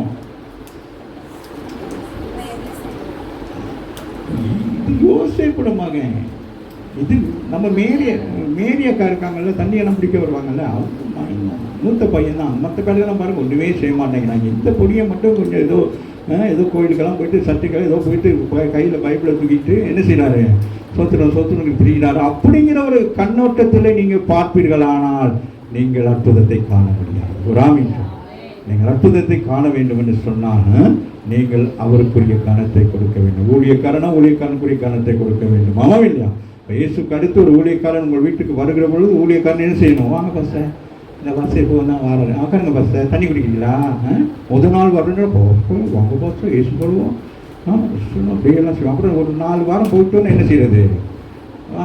சார் உட்காருங்க, பாஸ்டர் பேச விடுறது. இவங்களா பேசுவாங்க, கண்ட கதை எல்லாம் பேசி அந்த மனுஷன் ஆவியில் நிரம்பி அந்த வீட்டுக்கு தீர்க்கதரிசனம் சொல்லி அந்த வீட்டில் இருக்க பேய் பிசாசெல்லாம் விரட்டுறதுக்கு முன்னால் இந்த பேயும் பிசாசும் சேர்ந்து பாஸ்டர் அப்படியே மோல்ட்டு பண்ணி கடைசியில் அவர் ஆண்டவரே இந்த குடும்பத்தை ஆசீர்வதிங்க அப்படி இப்படின்னு சொல்லி அவங்க கொடுக்குற காணிக்கை பிஸ்கட்டுக்காக உன்னை ஆண்டவர் ஆசீர்வதிப்பான்னு சொல்லி போகிறோம். ஆனால் ஆண்டவர் அதை சொல்லி இருக்க மாட்டார். என்ன செய்யறது? ரொம்ப கவனம். ஊழியக்காரர்கள் வந்து என்ன செய்யணும்? உங்கள் வாய்களை மூடிக்கொண்டு அவர் வாயில் என்ன இருக்கு? வர்ற ஆசாரனுடைய வாயில் என்ன இருக்கான்? அதை பார்க்கணும். நீங்கள் என்ன செய்யணும்? ஏன்னா அவர் வரையிலே தெரியும் உங்கள் வீட்டுக்குள்ளே எல்லாம் அப்படியே ஆல்ரெடி அவர் இப்போ தான் அந்த கேமராவெல்லாம் அங்கே கண்டுபிடிச்சிருக்கிறாங்க. நம்பவே இல்லையா? ஒரு ஊழியக்காரன் வீட்டுக்குள்ள வரையில ஃபோக்கஸ் எல்லாம் தெரியும். அங்கே ஓட முடியாது, ஒளியவும் முடியாது, எல்லா விஷயமும் தெரியும். அப்போ நீங்கள் மனம் திரும்பி ரட்சிக்கப்படுவதற்கு ஏதோ ஒரு தப்பு ஒன்று தவறு செய்திருக்கீங்க, அதை திருத்திக் கொள்வதற்கு தான் என்ன செய்கிறார்? ஊழியக்காரனை வீட்டுக்கு அனுப்புகிறார். அப்போ நீங்கள் என்ன செய்ய வேண்டும்? அதை மூடி மறைக்கிறதுக்காக என்ன செய்யறது? அப்படி போனோன்னு டக்குன்னு அப்படிங்கிறது அங்கே வச்சுட்டு போய் அங்கே விழுகும். ஆமாம் இல்லையா? தலைவாணி ஒரு எத்துனா தலை எதுக்கு கீழே தானே வீட்டெல்லாம். இந்த பிள்ளைகள் இப்படி தான் பாஸ்டர், அந்த மாதிரி தான்.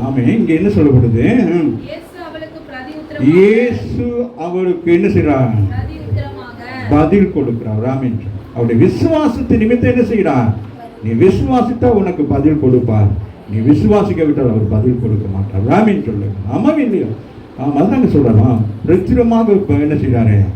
அவருக்கு அவ்வளோ சந்தோஷம், அவ்வளோ மனமகிழ்ச்சி ஆகிட்டேன்னு அவர் சுற்றி திரியிற நேரமெல்லாம் அந்த ஜனங்கள் எல்லாம் என்ன செய்கிறாங்க? கண்டு காணாத மாதிரிக்கு இன்னைக்கு உங்கள் வீட்டில் கூட்டம் வைக்கணும்னு ஐயோ பாசன்னு ஒழிஞ்சிக்கிறது. அப்படிதான் இஸ்ரவேல் ஜனங்க ஒழிகிறாங்க. அதான் சொல்ல காணாதவங்களே தேடுறோம். எங்கே இஸ்ரவேல் இருக்காங்களா? கூட்டம் வைப்பாங்களா? அவங்களுடைய வார்த்தை சொல்கிறேன். என்ன அவர் வார்த்தையில் அப்படி இருக்கிறார், ஒருத்தருமே இல்லை. அப்போ இங்கே ஒரு ஸ்திரீ இப்படி இல்லை கோபத்தில் தான் இப்போ என் ஜனத்தை தேட அவங்களே வரமானு உனக்கு என்னென்ன செய்யணும்ப்பா அப்படி சொல்கிறது தான் இந்த விஷயத்தை இங்கே சொல்கிறார். என்ன சொல்கிறார்? அவரை நோக்கி பிள்ளைகளின் அற்பத்தை நான் உங்களுக்கு அந்த அளவுக்கு அவருக்கு என்னது கோபம். ஆமாம், அந்த கோபத்தை அவர் என்ன செய்யறாங்க? அந்த ஸ்திரீ அப்படியே மாற்றி போட்டவரான்னு சொல்லுங்க. இயேசு அவளுக்கு பிரத்யேகமாக ஸ்திரீயே சிஸ்டர், உங்களோட விசுவாசம் பெரியது, நீ விரும்புகிறபடி நீ என்ன விரும்புகிற? உன் பிள்ளை ஆரோக்கியம் அடைய வேண்டும், உன் பிள்ளை சுகமாக வேண்டும். அந்த கொடிய பிசாசின் வேதனையிலிருந்து என்ன செய்யணும்? வெளியில வரணும். ஆமாவே இல்லையா? அந்த விருப்பம் பாருங்களேன், அந்த விருப்பத்தை என் ஆண்டவர் என்ன செய்கிறார்? அவர் நிறைவேற்றுகிறவராக இருக்கிறார். வாசிங்க மகள். அந்த நேரம் இதுதான் மிக முக்கியமானது. அங்கே அந்த அவன் கேட்கிறான், யாரு? அந்த ராஜா அவன் கேட்கிறான், எந்த நேரத்தில் என் பிள்ளை சுகமானான்னு சொல்லிட்டு. அதே போல இங்கே என்ன செய்யப்படுகிறது? இந்த நேரம் அதுதான் சொல்லுகிறேன். அப்ப நம்ம ஆண்டவர் அவர் தூரத்தில் இருக்கிறார், டெல்லியில இருக்கிறார். 3 நாள் சென்று தான் சென்னைக்கு வருவார் அல்ல, அவர் டெல்லியிலையும் அவராக இருப்பார், அவர் சென்னையிலும் இருப்பார். ராமன் சொல்லுங்க. ஒருவேளை சென்னையில் இருப்பார், டெல்லியில இருக்கிறவங்களுக்கு அற்புதம் நடக்கும். ஆமாவே இல்லையா? அதுதான் தேவன். ஆமாவே இல்லை? அப்ப வசனத்தை விசுவாசிக்கிற பொழுது அப்படியான காரியங்களை ஆண்டவர் அவர் செய்கிறவராக இருக்கிறார். அது போல கேரளாவில் ஒருத்தர் ஒரு ஆக்சிடென்ட்ல அப்படியே ஃபைனல் கோட் அப்படியே இதாகி படுக்கை விட்டு எழும்பவே முடியாது. அப்போ அவர்கள் கடிதம் எழுதியிருக்கிறார்கள் இந்த ஐயாவுடைய ப்ரோக்ராம் எல்லாம் பார்த்து. அப்போ அந்த கடிதம் எழுத அந்த வெள்ளிக்கிழமைனா அதிகமாக அந்த நாட்களில் தான் ஜெபிப்பேன். ஏன்னா வியாழக்கிழமை ஐயாவோட ப்ரோக்ராம் போகும். அதனால் அந்த 2 நாட்களும் உபவாசம் பண்ணி ஜெபம் பண்ணி இந்த ஃபோன் காலுக்காக காத்து கொண்டே இருப்பேன். அப்போ அந்த சகோதரனுக்கு வந்தது. அப்போ உடனே நான் என்ன செய்தேன்? அவர்களுக்கு ஒரு கடிதத்தை எழுதி அனுப்பினேன். உங்களுக்கு அடுத்து வியாழக்கிழமை நான் ஜெபிப்பேன், அப்போ நீங்கள் சுகமாவீர்கள் என்று சொன்னேன். அப்போ அந்த வியாழக்கிழமை நான் ஜெபிக்கிற அந்த நேரத்தில் அவருடைய அந்த ஃபைனல் கோட் அந்த இதில் இருந்து அவர் எழும்பி அவர் நடந்து சுகமாக சொல்லி அவ்வளோ அழகாக இருக்கும். அந்த கடிதங்கள்லாம் வாசிக்கிற நேரம் ஆச்சரியமாக இருக்கும். தேவன் அப்படிப்பட்ட அற்புதங்கள் எல்லாம் என்ன செய்கிறாங்க? நம்முடைய வாழ்க்கையில் செய்து கொண்டிருக்க. அதுதான் மிக முக்கியம் பாருங்க. அப்போ அந்த கடிதம் போய் சேர்ந்து அந்த வியாழக்கிழமை நான் 4 மணிக்கு 5 மணிக்கு அந்த உட்கார்ற நேரத்தில் அவர் எழும்பி அவர் நடந்தார் என்று சொல்லியிருக்கிறார். ராமின் சொல்லுங்க. அப்போ பாருங்க, கர்த்தர் எவ்வளவு நல்லவராக இருக்கிறார். அம்மா இல்லையா? அதுதான் அங்கே சொல்கிறார். ஸ்திரீயே, உன் விசுவாசம் அவருக்கு நினைக்கவே முடியாது. கட்டில் பெட்டில் கிடக்கிறாரு. இப்போ டாக்டர் என்ன சொல்லியிருப்பாங்க? முடியாது, ஃபைனல் கோட் போனால் அவ்வளோதான், எழும்ப முடியாது. என் ஆண்டவர் எலும்ப செய்கிறவராக இருக்கிறார், உயிரடைய செய்கிறவராக இருக்கிறார். விழுந்து போன எலும்புகளை என்ன செய்கிறான்? உயிரடைய செய்கிறவர்கள். நீ விரும்புகிறபடி உனக்காக கிடையாது. நீ என்ன விரும்புனியோ இந்த கால வேளையில் ஆண்டவர் சொல்லுகிறார், நீங்கள் என்ன விரும்புகிறீங்களோ, உங்கள் தொழில் விஷயமாக இருக்கலாம் அல்லது ஏதோ ஒரு காரியத்தை குறித்து நீங்கள் விரும்புகிறீர்களா, அதை கர்த்தர் நாள் நிறைவேற்றுகிறவராக இருக்கிறார். கரங்களை தட்டி தேவனை இழந்தபடி இன்னொரு காரியத்தை பார்க்கணும். சரி, மத்திய 8ஆம் அதிகாரத்துக்கு வாங்க.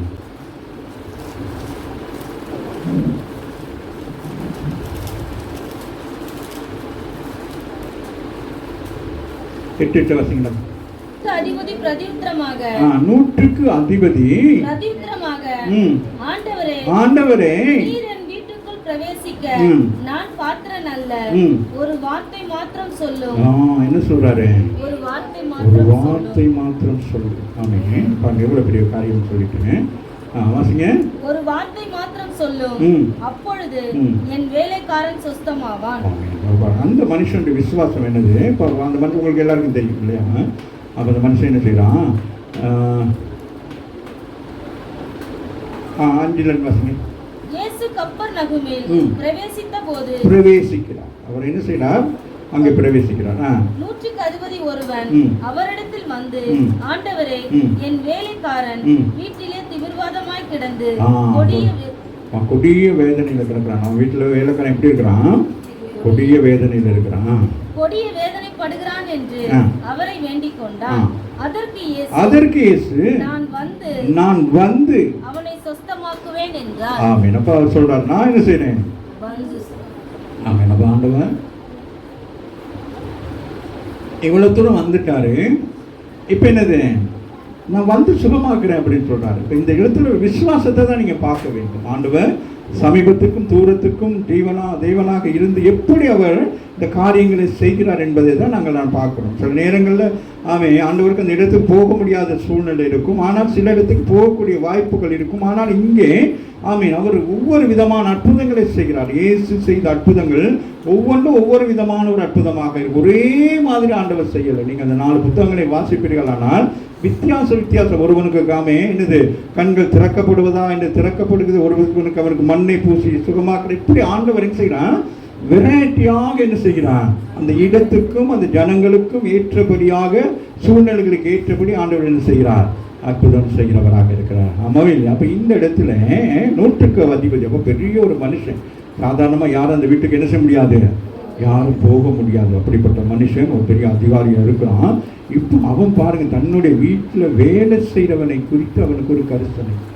ஒன்று கரிசனை, தன்னுடைய வேலை செய்கிறான். 2வது அவன் திமிர்வாதக்காரன். இவர் ஒன்று சொன்னால் அவன் ஒன்று செய்வானாரு. ஆமா இல்லையா? அப்போ அதனால அவருக்கு பெரிய பிரச்சனை. ஆமாம். அதிபதி பிரதியுத்தரமாக, ஆண்டவரே, நீர் என் வீட்டுக்குள் பிரவேசிக்க நான் பாத்திரன் அல்ல. பாருங்க எப்படின்னு சொல்லி. அப்போ இயேசு ஒரு வீட்டுக்கு வருகிறேன் என்ற உடனே அங்கே அந்த 100க்கு அதிபதி பெரிய கோடீஸ்வரன். ஆமா இல்லையா? பணம் படைத்தவன். அவனுக்கு கீழே அநேகர் எல்லாம் இருக்கிறாங்க. ஆனால் அந்த இயேசுவை அவனுக்கு தரிசித்த உடனே அவனுக்குள்ளே ஒரே ஒரு சம்பவம் நடக்கிறது. என்ன நடக்கிறது? சொல்லுங்க பாப்போம். ஒரு மனமாற்றம் வருகிறது. அப்ப இயேசு அதுதான் எனக்கு அநேக ஜனங்கள் இயேசுவிடத்து வருவதற்கு பயம் என்னன்னு கேட்டா, நம்ம மனம் மாறிடுவோமோ, அதுதான் மாற்றி பயந்து என்ன சொல்றாங்க, அவங்க மதமெல்லாம் மாற்ற முடியாது. அது என்னது? மதம்னு ஒண்ணுமே இல்லை. ஆனால் மனம் என்னது? மாறிடுவோம். நான் நல்ல மனுஷன் ஆயிடுவேணும், சமுதாயத்தில் நல்ல ஆள் ஆயிடுவேணும், இருக்கக்கூடாது அப்படிங்கிற நினைவு தான் நிறைய பேர் என்ன செய்வாங்க, தட்டி பறிச்சுட்டு போயிடுவாங்க. அது மாதிரி இங்கே அவன் சொல்றான், 100க்கு அதிபதி பிரத்திரமாக, ஆண்டவரே, நீர் என் வீட்டுக்குள் பிரவேசிக்க நான் பாத்திரன். முதலாவது என்ன சொல்லுகிறான்? தன்னை ஆராய்ந்து பார்க்கிறான். இயேசு தன்னிடத்தில் வருவதற்கு நீங்களும் நானும் எப்படி இருக்க வேண்டும்? ஆயத்தமாக இருக்க வேண்டும். ஆமாவே இல்லையா? ஒரு வார்த்தை சொல்லும் என் வேலைக்காரன் என்ன செய்வான்? அவனுடைய விசுவாசம் எப்படி பாருங்களேன். வர்றது 2வது விஷயம். ஆனால் எனக்கு ஒரு நம்பிக்கை இருக்கிறது. ஆண்டவரே, நீ சமீபத்துக்கும் தூரத்துக்கும் தேவனாக இருக்கிறீர். நீர் இங்கே இருக்கிறீன்னு. அவன் என் வேலைக்காரன் எங்க இருக்கிறான்? வீட்டில் இருக்கிறான். அவன் திமிர்வாதக்காரனாக இருக்கிறான். அவன் ஒன்று, நீர் வருவதற்கு நான் தகுதி அல்லாதவன். அதே போல என்னது, நீர் வார்த்தை அனுப்பி சுகமாக்குவீர் என்கிற விசுவாசமும் எனக்கு எப்படி இருக்கிறது? எப்படிப்பட்ட ஒரு நம்பிக்கை! யோசிச்சு பாருங்க. இன்னைக்கு ஆவிக்குரிய சபைக்கு வர்ற நமக்கு அப்படி ஒரு விசுவாசம் இருக்கா? இன்னைக்கு யாருக்காச்சும் ஜெபிச்சு நீங்கள் சொல்லுவீங்களா? போங்க சிஸ்டர், சுகமாயிருவீங்க. பிரச்சனையோடு வரவங்க இன்னும் பிரச்சனையை கோர்த்து விட்டு அனுப்புவீங்க. ஆமாம் இல்லை? அவங்க ஒரு பிரச்சனையோடு வருவாங்க, நீங்கள் இன்னும் கொஞ்சம் பிரச்சனைன்னு சொல்லி, ஆமாம் சிஸ்டர் அதே மாதிரி தான் சிஸ்டர், அன்னைக்கு ஒருத்தர் காலுக்கு ஒரு மாதிரி இருந்துச்சு, அப்புறமே ஹாஸ்பிட்டலுக்கு காலை வெட்டிட்டாங்க. உங்களுக்கு நம்பிக்கை வர வேண்டும். போங்க சிஸ்டர், நான் எது ஜெபம் பண்ணுறேன், பேயா இருக்கட்டும் பிசாசா இருக்கட்டும், அது ஓடி போயிடும். ஆமாவே இல்லையா? ஒரு முறை ஐநாவரத்தில் ஜெபம் பண்ணி கொண்டு இருக்கேன். ஃபோனில் அங்கே பேய் ஆடுது. இங்கே அடுத்த ஃபோனில் ஐயா வந்துட்டாங்க. சிஸ்டர் சொல்லிட்டாங்க ஐயா ப்ரேயரில் இருக்கிறாங்க. இந்த பிரதருக்கு பயங்கரமாயிடுச்சு. பிரதர்னு நான் ஃபோன் எடுக்கிறேன், அவர் ப்ரேயர், அவருக்கு தெரியாது என்ன விஷயம் நடக்குதுன்னு சொல்லிட்டு. இப்போ எனக்கு இப்போ ஒன்றும் செய்ய முடியல. ஐயா ஃபோனில் வந்துட்டு இவங்க சொல்கிறாங்க, சிஸ்டர் சொல்கிறாங்க ஐயான்னு சொல்லிட்டு. ஆனால் நான் என்ன செய்ய முடியல, ஃபோன் பண்ண அவங்க அந்த அளவுக்கு. அப்போ ஐயா நினச்சிட்டாங்க என்னது, நான் ஃபோன் பண்ணி கூட ஒரு என்னது ஆன்சர் பண்ண அளவுக்கு பெரிய ஊழியக்காரனான்ட்டு அவருக்கு கோபத்தில் எதுவும் சொல்லம் போட்டார். அப்புறம் நேரடியாக அப்படி சொன்னதுக்கு பிறகு சொல்வாங்க. அந்த மாதிரிக்கு எந்த நேரம் என்ன நடக்கும் அப்படின்னு சொல்ல முடியும். அது மாதிரி ஆண்டவர் பூர்ணர் அவன் என்னாச்சும் பண்ணிடுவானோ என்னவோ தெரியாது. ஆனாலும் அவன் சொல்லுகிறான். வசனத்தை வாசிங்களேன், வாசிங்க, தொடர்ந்து வாசிங்க. நான் அதிகாரத்துக்கு இப்ப கீழ்ப்பட்டவனாய் சொல்றான், இப்ப தன்னை குறித்து மேன்மை பாராட்டி சொல்றான். நான் அதிகாரத்துக்கு கீழ்ப்பட்டவனாய் இருந்தோம், எனக்கு கீழ்ப்பட்டிருக்கிற சேவகரும் உண்டு. நான் ஒருவனை போவென்றால் போகிறான், மற்றொருவனை வா என்றால் வருகிறான், என் வேலைக்காரனை இதை செய் என்றால் செய்கிறான் என்றான். இயேசு இதை கேட்டு ஆச்சரியப்பட்டார். நீ பெரிய ஒரு அதிகாரியா இருக்கிற, உனக்கு கீழே இவ்வளவு பெரிய காரியங்கள் இருந்தும் தமக்கு பின் தன்னை செல்ல கீழ்ப்படுத்தி கொண்டான். அதுதான் மிக முக்கியமானவரா. அதுதான் சொல்றாங்க, எனக்கு இவ்வளவு நான் பெரிய அதிகாரம் உள்ளவன் தான், எனக்கு கீழே இவ்வளவு பேர் வேலை செய்யலாம் உண்மைதான். ஆனால் நீ என்னிடத்தில் வருவதற்கு நான் பாத்திரன் அல்ல, நான் பரிசுத்தம் இல்லை. ஆமாம் இல்லையா? அதுதான் மிக முக்கியமான ஒரு விஷயம். அது ஆண்டவருக்கு என்னது, தன் பாவங்களை மறைக்கிறவன், அறிக்கை செய்து விட்டு விடுகிறவன், இங்க அதுதான் நடக்கு. இரக்கம் பெறான், தன்னை ஒத்துக்கொண்டான். ஆண்டவரே எனக்கு இவ்வளவு பேர் வேலை செய்யறாங்க. அப்போ ஒரு கம்பெனியில வேலை செய்ய என்னென்ன வேலையெல்லாம் செய்வாங்க. ஆமாவே இல்லையா? நல்ல வேலை செய்வாங்க, திட்டு வேலை செய்வாங்க, லஞ்சம் வாங்குவாங்க, இதெல்லாம் செய்வாங்க. அதனால இயேசு வந்தோன்னா என்ன செய்யறாமே, தன்னை மேன்மைப்படுத்தி சொல்லல, தன்னை அறிக்கை செய்கிறான். கர்த்தருடைய பிள்ளைங்க எத்தனை பேர் ஆலயத்துக்கு வந்து காலையில் இங்கே உட்காந்து அறிக்கை செய்றீங்க? இந்த வாரம் முழுவதும் செய்த காரியங்கள் அறிக்கை செய்றீங்களா? எங்கே நீங்கள் தான் வர்றதே லேட்டு, வந்து அறிக்கை செய்யணும். ஆலயத்தில் ஆராதனையெல்லாம் ஆரம்பிப்பதற்கு முன்பதாக நீங்கள் வந்து உங்களை அறிக்கை செய்து உங்களை சரிப்படுத்தி கொண்டு அதுக்கு பிறகு நீங்கள் ஆராதனைக்குள்ளே நீங்கள் பிரவேசிப்பீர்களானால் இங்கே அற்புதங்கள் அடையாளங்கள் நடக்கும். ராமின் சொல்லுங்கள். அப்போ நம்ம நேரம் கட்ட நேரத்தில் வர்றது ஒன்றும் அறிக்கையெல்லாம் பண்ணுறது, வந்தோடனே கையை தட்டிக்கிட்டு அப்படியே பாட்டில் அடிக்கிட்டு உட்காரது, எல்லாம் பார்த்துக்கிட்டே இருக்கிறது. அப்படியே சில பேர் பின்னால் உட்காந்தே இருக்கிறீங்க. காரணம் ஆராதனைக்கு எலும்பி நின்றுனா எழுப்பி நிற்க வேணும். நீங்கள் உட்காந்திங்கன்னா அப்படியே உட்காந்தே போயிடுங்க. உங்கள் வாழ்க்கையில் அப்புறம் பெரிய பிரச்சனை நடக்கும். ஏன்னா அந்த கொஞ்சம் நேரம் நம்ம என்ன செய்கிறோம், மனம் விட்டு தேவனை என்ன செய்கிறோம். அப்போ பாருங்க, ஆண்டவனே கேட்டாரா, இவ்வளோ விஷயம் கேட்டாரு, கேட்கல பாருங்க. அப்போ இயேசு விடத்திலே சகைவு இயேசுவை கண்டவுடனே என்ன செய்யணும், முதலாவது நான் ரட்சிக்கப்பட வேண்டும் என்று சொன்னால் என் பாவங்கள் என்ன செய்யக்கூடாது, எனக்குள் இருக்கக்கூடாது. எனக்குள்ள பாவம் இருந்தால் என்னது, நான் ராஜ்யத்துக்குள்ள பிரவேசிக்க முடியாது. ஆமாம் இல்லையா? அதனால தான் வந்தோடனே டக்குன்னு போய் என்ன செஞ்சான், கதவை திறக்கிறதுக்கு முன்னால் என்ன செஞ்சான். ஜனங்கள்லாம் சொல்றாங்க, ஜனங்கள் என்ன சொல்றாங்க, பாவிடத்தோடு போறாருங்க. ஆண்டவர் எப்படி போறாருங்க, இப்படிப்பட்ட ஆண்டவர் வந்து அப்படிதான் பாவம் செய்யறாங்கன்னு சொல்லிட்டு இவங்க இப்படி இருக்கிறாங்கன்னு சொல்லிட்டு நான் உங்க வீட்டுக்கு நான் வராமல் இருக்க முடியுமா? நீங்கள் மாறுவீங்கிற ஒரு நம்பிக்கையில் தான் நான் வர்றது. ஆமாவே இல்லையா? இப்போ அதெல்லாம் சுட்டி காட்டிக்கிட்டு நீங்கள் இப்படிலாம் செய்றீங்க அப்படி இல்லை. அது என்னது, உங்களுக்கு சான்ஸ் கொடுக்குறாரு ஆண்டவர். நீங்கள் அதுலேருந்து வெளியில் எப்படியாச்சும் வந்துடணும். ஏன்னா அவருடைய ரத்தத்தினால் கழுவப்பட்டு இருக்கிறீங்க. அவருடைய ரத்தம் என்ன ஆகிடக்கூடாது, அசுத்தமாகிடக்கூடாது. ஜலத்தினாலே நீங்கள் எடுத்திருந்தாலும் ஜலமும் சரி ரத்தமும் சரி எல்லாமே பரிசுத்த ஆவியானவருக்கு ஒப்பனையானது. அப்போ நீங்கள் மனம் திரும்ப வேண்டும் என்பதுதான் ஆண்டவருக்கு பிரியம். அதனால இந்த இடத்துல ஒரு அற்புதம் செய்ய வேண்டும். இப்போ இயேசு தான் சொல்லியிருக்கணும், நான் எதிர்பார்ந்தது உன் வீட்டுக்கு வர்றதுக்கு எனக்கு முடியாது. அங்கே என்ன இருக்கிறது, ஏன்னா பிசாசுடைய கட்டுக்களை தான் அவன் இருக்கிறான். ஆமாவே இல்லையா? ஆமாம். இப்போ பிசாசு கட்டு தான் அவன் என்னது, திமிர்வாதக்காரனா வைத்திருக்கிறது. இப்போ அந்த கட்டிலிருந்து அவன் வெளியில் வரணும்னு சொன்னால் இவன் என்ன செய்ய வேண்டும், யார் எஜமான் என்ன செய்ய வேண்டும், உன் பிள்ளை சுகமாக வேண்டும் சொன்னா நீ பாவத்தை அறிக்கை செய்தால் உன் பிள்ளைக்கு சுகம் கிடைக்கும். நீ பாவத்தோடு இருந்தால் உன் பிள்ளைக்கு சாபம் போகாது, பாவம் போகாது, அது அப்படியே தான் இருக்கும். அதான் மிக முக்கியம். இப்போ இவன் என்ன செய்கிறான், என் வீட்டு வேலைக்காரன் திமிர்வாதக்காரனாக இருக்கிறான். ஆனால் நான் என்ன செய்வேன், இயேசுவிடத்தில் என் பாவங்களை நான் அறிக்கை செய்ய வேண்டும். இந்த காலவேளையில் வந்திருக்கிற ஒவ்வொருவரும் நீங்கள் நினைத்து பார்க்க வேண்டும். அவன் ஏன் என் பிள்ளைக்கு இப்படி, ஏன் என் புருஷன் இப்படி, ஏன் என்னுடைய குழந்தை இப்படி ஏன் மனைவி இப்படி நீங்க யோசிச்சு பார்க்க வேண்டாம். அப்ப நமக்குள்ள ஏதோ ஒன்று இருக்கிறது, அது ஒருத்தலா இருக்கு. அதனால இயேசு நம்ம வீட்டுக்கு என்னது, அவர் வர விரும்புகிறார். ஆனால் அவரை வரவேற்பதற்கு நான் தகுதி இல்லாதபடி இருக்கக்கூடாது. என்னை நான் தகுதிப்படுத்தினா நானும் சுகமாவேன், என் பிள்ளையும் சுகமாகும். நானும் ஆசீர்வாதம், என் பிள்ளையும் ஆசீர்வாதமாகும். ஆமாவே இல்லை? அதுதான் திருத்த சொல்றார். வாசிங்களேன். இதை கேட்டோன்னு ஆண்டவருக்கு என்ன உண்டாயிற்று? ஒரு மனுஷன் பாவத்தை கிடக்கிறானே, அந்த ஆதியில இந்த இருளுக்குள்ள கிடக்கிற ஒரு மனுஷன் வெளிச்சத்துக்கு வருகிற பொழுது அவருக்கு எவ்வளவு சந்தோஷமாக இருக்கு. இப்ப நீங்கெல்லாம் ரட்சிக்கப்பட்ட உடனே ஆண்டவருக்கு எவ்வளவு சந்தோஷம்.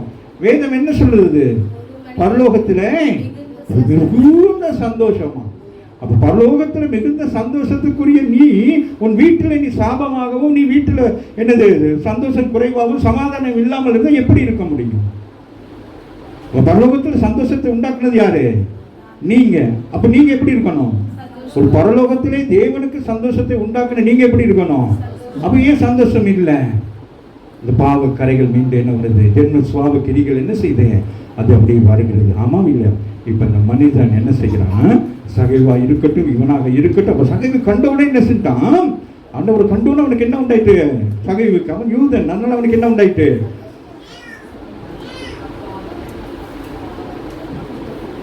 நியாய பிரமாணம் அப்படி வருது. கட்டளைகள் கற்பனைகள் எல்லாம் முன்னுக்கு வருது. இதெல்லாம் இப்படிலாம் மோசையின் காலத்து சொல்லப்பட்டது. இதெல்லாம் மீறி தான் என்ன செஞ்சேன்? லஞ்சத்தை எடுத்தேன், ஊழல் பண்ணி போயினது. அதனால தான் அவர் வர்றதுமே ஜனம்லாம் சொல்றாங்க, பாருங்க பாவி வீட்டுக்கு போறாரு அப்படின்னு சொல்லிட்டு ஆண்டவர் என்ன செய்யறான்? அவன் பாவி தான், அதனால அவன் மனம் திரும்பி என்ன செய்ய வேண்டும்? அதான் ஆண்டவர் சொல்றார், இவனும் ஆபிரகாம் நீங்களும். அப்ப ஆபிரகாம் உங்களுக்காக என்ன செய்தான்? என்ன செய்தான்? அந்த குடும்பத்தை எல்லாம் வீட்டை எல்லாம் விட்டுட்டு தரிசலனை போல வந்து விசுவாசத்தினால் 25 வருடங்கள் காத்திருந்து அதுக்கு பிறகு ஈசாக்கு உருவாக்கப்பட்டு, ஈசாக்கு எத்தனை வருஷம் காத்திருந்தார்? ஈசாக்கு எத்தனை வருஷம் காத்திருந்தார்?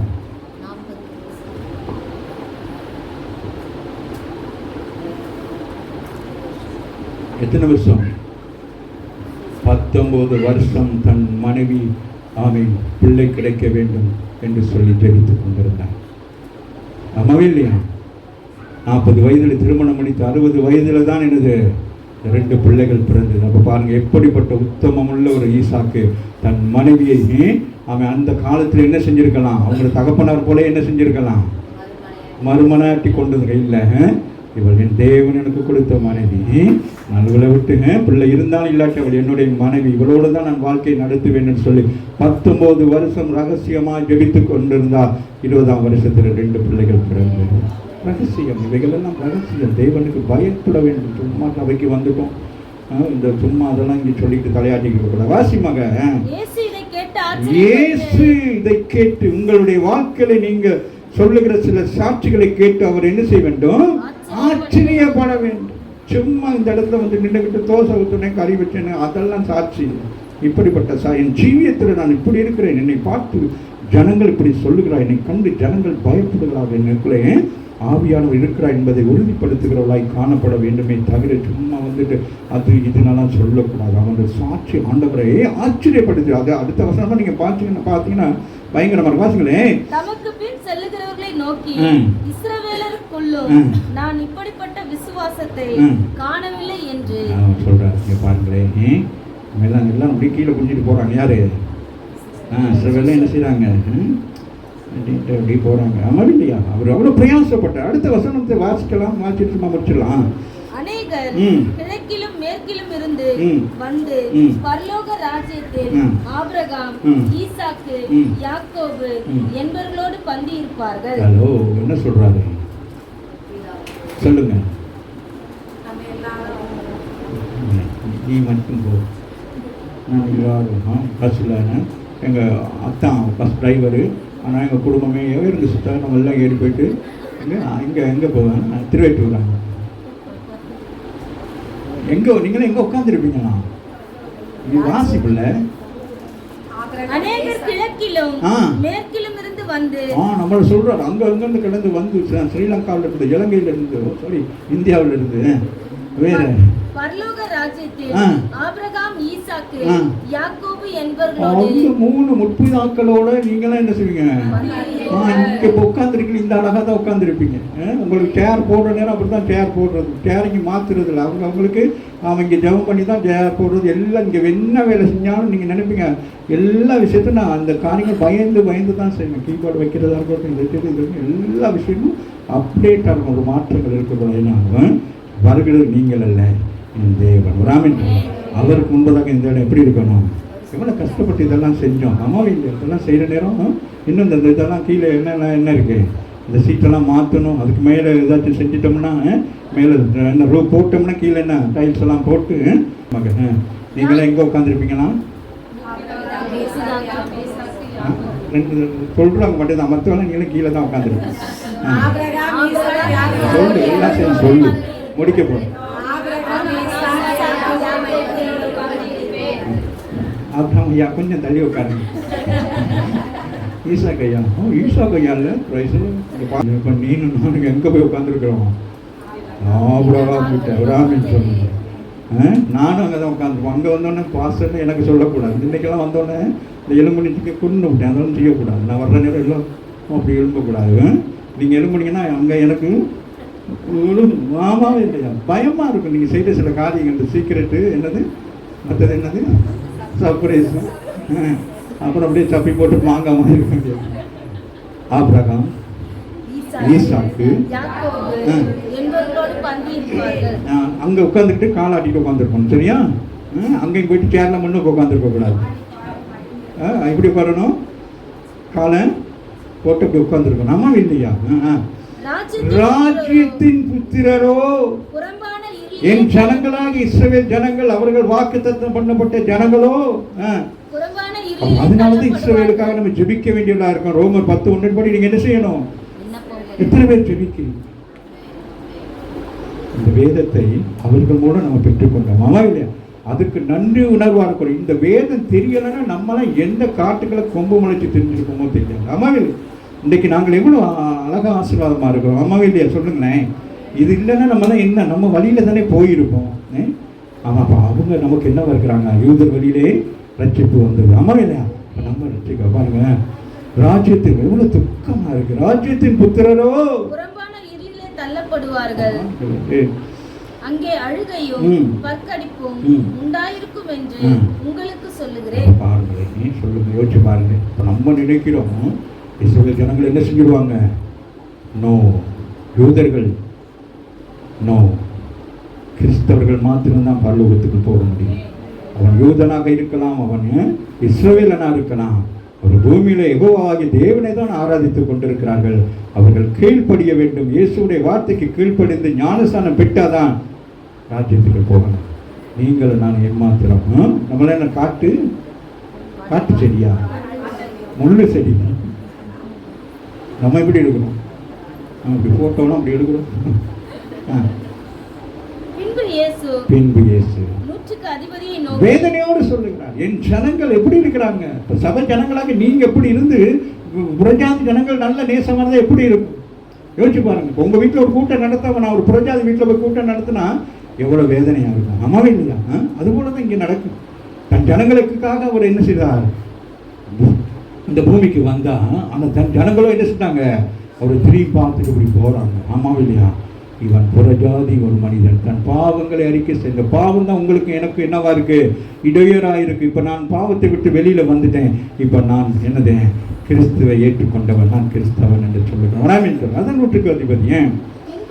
பின்பு இயேசு நோக்கி நீ என்ன செய்யணும்? போகலாம். என்ன ஸ்டேட்மெண்ட்? என்ன ஸ்டேட்மெண்ட் கொடுக்குறாரு? உன்னுடைய அப்ப இங்க வர்றவங்க எப்படி வரணும்? ஆமா. பிரச்சனை எங்க கிடக்கு?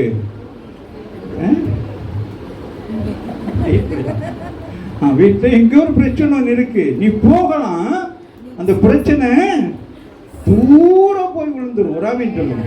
இங்க இருந்து விசுவாசத்தோட போயிட்டு திருப்பி அதே நினைச்சுக்கிட்டு இருக்க கூடாது. அப்புறம் சிஸ்டர் ஆமால்ல, ஆமால்ல, கோமால. ஆமா. பின்பு இயேசு அதிபதியை நோக்கி நீ போகலாம், ஆண்டவர் இப்போ சொல்கிறாரு, நீ உங்களை பார்த்து சொல்கிறாரு, நீ போகலாம், போங்கிறாரு. ஆமாம், என்னது நிற்காதீங்க, கலைஞ்சி போங்க எல்லாரும். எதுக்கு வந்தீங்களோ உங்கள் விசுவாசத்தின்படியே. அப்போ நீங்கள் இங்கே காலையில் வரையில் என்னென்னலாம் வர்றீங்க, யார் மேரி சொன்னது போல் எல்லா லிஸ்ட்டையும் என்ன செய்யணும், கொண்டு வந்து என்ன செய்யணும், ஒரு ஓரமாக வச்சுட்டு என்ன செய்யணும், எல்லாம் உங்களோட கொடுத்துட்டு அதுக்கு பிறகு ஏன் நிற்கிறீங்க, அந்த லிஸ்ட்டை வாங்கிட்டு போகிறேன், கொண்டு போய் எப்படி வச்சுக்க, அது போகாது. என்ன செய்யணும், வச்சது தான். ஆமே, இங்கேருந்து போகணும், என்ன செய்யணும், புது லிஸ்ட் ஒன்று எடுத்துட்டு போகணும். முடிச்சிருவோமா? அவசியங்க மகன், நீ விசுவாசித்தபடியே உனக்கு ஆக கடவுது என்றார். அந்த நாழிகையிலே பாருங்களே, அந்த நேரம், அந்த நிமிஷம், அந்த நாளிகை என்னது, மினிட்ஸ், நிமிஷம். அந்த நிமிஷத்துல என்ன செய்யலாம், உட்காந்து டீ குடிக்கலாம். யாரு வேலைக்காரன் திரும்ப என்ன செய்யலாம், சேஞ்ச் சொல்லுங்க, சொல்லுங்க, ஒரு சேஞ்ச். விசுவாசிங்க, அந்த நேரத்தில் நடக்கும். விசுவாசம் கொஞ்சம் கம்மியாக இருந்தால் கூட கொஞ்சம் நேரம் சரி நடக்கும். பட் நடக்கும் சொல்லுங்க, நடக்கும். ஏதோ ஒன்று நடக்கும். உங்கள் வீடுகளில் ஏதாச்சும் ஒன்று நடக்கணும். இல்லாட்டி நீங்கள் இந்த பைபிள் கிறிஸ்துவ வந்து பிரயோஜனம் இல்லை. அது நடக்கணும், இல்லாட்டி ஓடணும். அம்மா இல்லையா, உங்களை விட்டு என்ன செய்யணும், ஓடணும். வாயில் எடுத்து சொல்லவே மாட்டேங்கிறீங்க. வாய்க்கு அவ்வளோ பயம். நைட்டுக்கு வந்து காலத்தை நிறுத்திடுவான்ட்டு. ஆமாவா இல்லையா? அவர் சமீபத்திற்கும் தூரத்துக்கும் தேவனாக இருக்கிறார். அவர் இந்த காலையில் நாங்கள் தியானித்ததுபடியாக ஆண்டவர் என்ன செய்தார், அதை நிரூபித்து காட்டினார். ஆமாம் இல்லையா? இயேசு என்ன செய்தார், நான் இங்கே தான் இருக்கிறேன், ஆனால் சம்பவம் அங்கே நடக்கும். ஆமாம் இல்லையா? அதுபோல் உங்கள் வாழ்க்கையில் ஏதோ ஒரு சம்பவத்துக்காக நீங்கள் இங்கிருந்து போராடி கொண்டிருந்தாலும் ஆண்டவர் அதுக்கு என்ன செய்வார், ஜெயத்தை கொடுக்கிறவராக இருக்கிறார். எழுந்து ஜெபம் பண்ணுவோமா?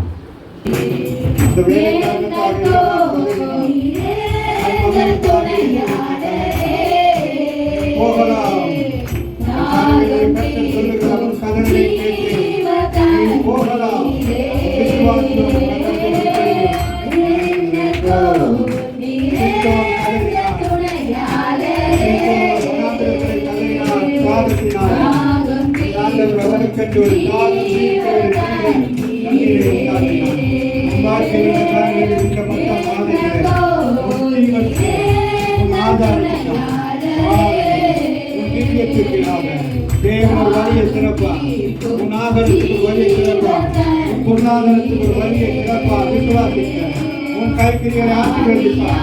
உன் கைகளை ஆண்டவருக்கு மேலாக ஆண்டவரே, என் கை பெருமையாயிருக்கிறது. இந்த வருஷம் நிரப்பப்பட வேண்டும். நீர் அற்புதம் செய்கிறவன், நீர் அதிசயம் செய்கிறவன், நீ சமீபத்தில் தூரத்தில் தேவன். என் சூழ்நிலையை அறிந்திருக்கிறேன், என் குடும்ப சூழ்நிலை அறிந்திருக்கிறேன்.